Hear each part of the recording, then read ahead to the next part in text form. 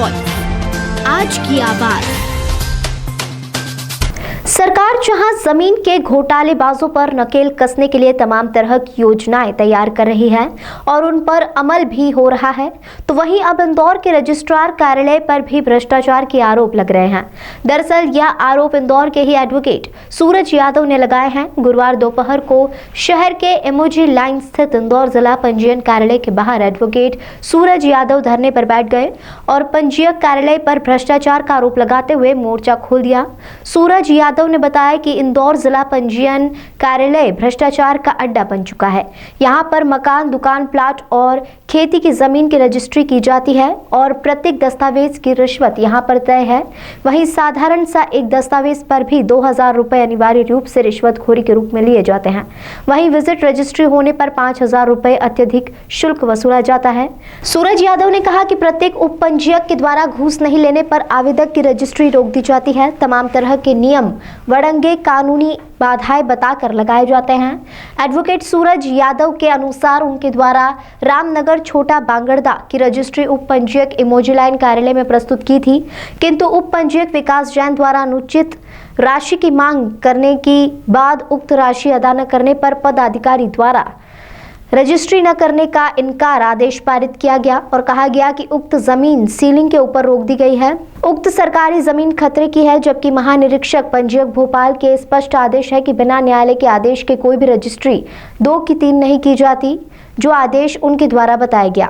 में बैठे हैं सर, क्या मांगे कि आप बैठे हैं? मैं आज बहुत अपने आप को पीड़ित महसूस कर रहा हूँ। मैं वकालत करता हूँ जिला इंदौर में, 10 साल हो गए मुझे, पर ये अधिकारी लोग बहुत भ्रष्ट हो गए हैं। बीजेपी का कार्यकर्ता भी हूँ मैं और माननीय शिवराज सिंह चौहान का स्पष्ट निर्देश है कि प्रदेश में भ्रष्टाचार ना हो। उसके बावजूद यहाँ पर इतना भ्रष्टाचार है, आम आदमी इतना पीड़ित और वो होता है कि जिसका जवाब ही नहीं, उसका कोई काम नहीं होते बिना पैसे लिए।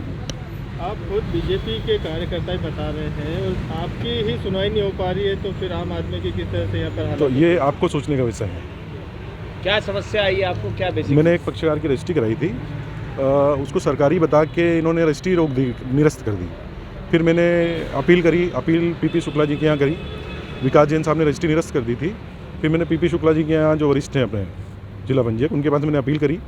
मैंने उनको पटवारी रिपोर्ट उनने जो मांगी थी, उनने पटवारी ने सर्च करके दे दी उनको। उनने पाया कि वहाँ ये बताना मुश्किल है कि ये ज़मीन कौन से खसरे पे आ रही है और क्या हो रहा है। तो इसी स्थिति में इनको रजिस्ट्री कर देना चाहिए था। फिर भी ये अड़ंगा लगा रहे हैं, अननेसेसरी मांग कर रहे हैं मेरे से, तो जो देने में सक्षम नहीं हूँ। इसलिए मैं आप सबके समक्ष, लोकतंत्र का चौथा स्तंभ कहा जाता है आपको, तो इसलिए आपकी शरण में आया हूँ। आज आपने क्या किया यहाँ पर? मैंने पत्रकार बंधुओं को बुला के अपनी पीड़ा जाहिर की है और मैं पहले वरिष्ठ अधिकारी, माननीय विभागीय मंत्री और सीएम से भी मिलूंगा और उनको भी पहले अवगत करा चुका हूँ इसके बारे में। एक भ्रष्टाचार भेंट शुल्क का भी आपने तख्ती लगा रखी है यहाँ पर, ये क्या है? ये जो लिखा हुआ है ये अनिवार्य रूप से इसका अंग है। भ्रष्टाचार के बिना यहाँ पे कोई भी काम नहीं होता है।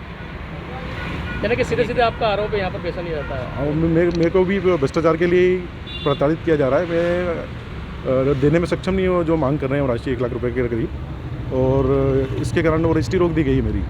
मैं जिसकी रजिस्ट्री करी वो बहुत पीड़ित परिवार है और उसका वो यहाँ पे वर्णन करके उसकी आत्मसम्मान को हानि नहीं पहुँचाना चाहता हूँ मैं। इनके सबके नॉलेज में है क्या विषय है, क्या है। वो मैंने सारे पेपर दे दिए हैं। विभाग का आदेश देखें आप कि आप किसी रजिस्ट्री पर रोक नहीं लगा सकते हैं। उसके बाद भी इनने एक सड़े से कागज़ के ऊपर मेरी रजिस्ट्री रोक रखी है। वो 2006 का आदेश है और ना पे कोई कोर्ट का स्टे है, ना कुछ है, ना कुछ है।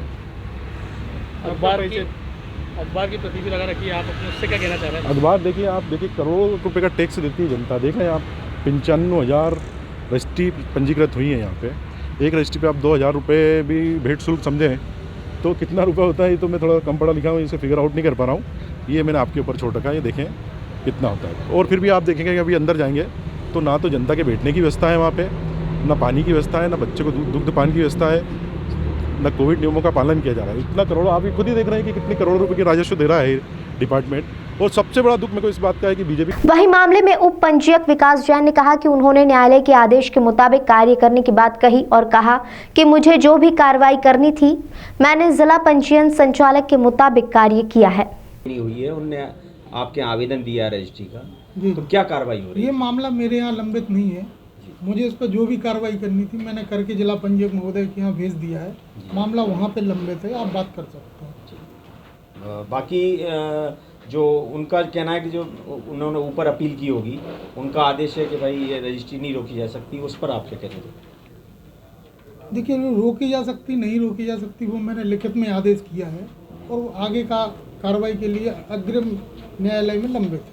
इस तरीके का सर भ्रष्टाचार का भी आरोप लगाया और आपका भी पर्टिकुलर नाम लिया है उन्होंने। ऐसे सभी आरोप बेबुनियाद है, इसका कोई सार नहीं है। आपकी तरफ से क्या आदेश पारित किए गए हैं? मेरे यहाँ जो भी अपन न्यायालय का पत्र था, निर्देश थे, उसके अनुरूप कार्रवाई की गई। चलिए, बहुत बहुत दूसरी ओर जिला पंजीयक पीपी शुक्ला ने कहा कि सूरज यादव के मामले में जांच जारी है और कानूनी नियम के अंतर्गत वह कार्य कर रहे हैं। वहीं उन पर और उनके विभाग के अधिकारियों पर भ्रष्टाचार के आरोप बेबुनियाद है।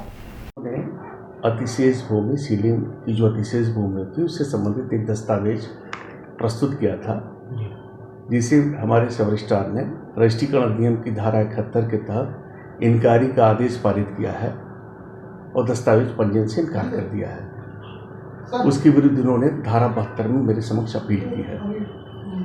हमारे द्वारा अपर कलेक्टर महोदय को मतलब सीलिंग शाखा को पत्र लिखा गया इस संबंध में जानकारी प्राप्त करने के लिए कि क्या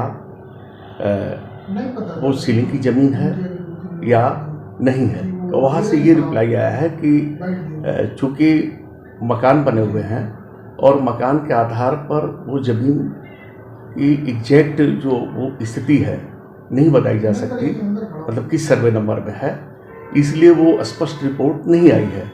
ये सीलिंग में है या नहीं है, ये उन्होंने लिखा है कि वस्तुस्थिति नहीं क्लियर की जा सकती, यह मकान किस सर्वे नंबर में है। तो मेरे यहाँ पेंडिंग है और धारा 72 में जांच के बाद इसमें प्रॉपर मैं आदेश कर दूंगा। सर भ्रष्टाचार के भी कई तरह के आरोप लगाए उन्होंने, आज धरना भी दिया था एक तरह से आपके ऑफिस के सामने उन्होंने। सूरज यादव मेरे समक्ष आए, ये सरासर ब्लैकमेलिंग है, चूँकि उनका मैटर एक प्रोसेस में है, न्यायिक प्रोसेस में है। हमारे सब रजिस्ट्रार द्वारा दस्तावेज का पंजीयन इनकार किया गया है। सरकारी ज़मीन की रजिस्ट्री वो कराना चाहते हैं, सीलिंग की ज़मीन की रजिस्ट्री कराना चाहते हैं, उसको रोका गया है, शासन हित में रोका गया है। क्या हमारा सब रजिस्ट्रार शासकीय ज़मीन की रजिस्ट्री कर दे, आप ये कहना चाहते हैं?